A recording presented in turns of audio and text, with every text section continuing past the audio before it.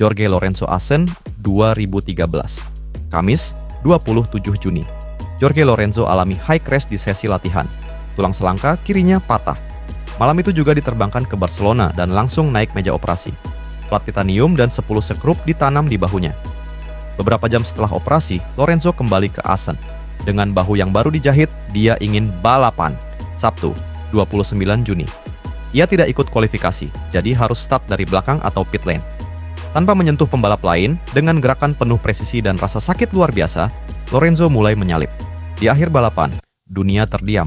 Jorge Lorenzo finish di posisi kelima. Dengan bahu yang belum kering jahitannya, keberanian bukan tentang tidak takut, tapi tentang tetap maju. Meski tubuhmu bilang, berhenti.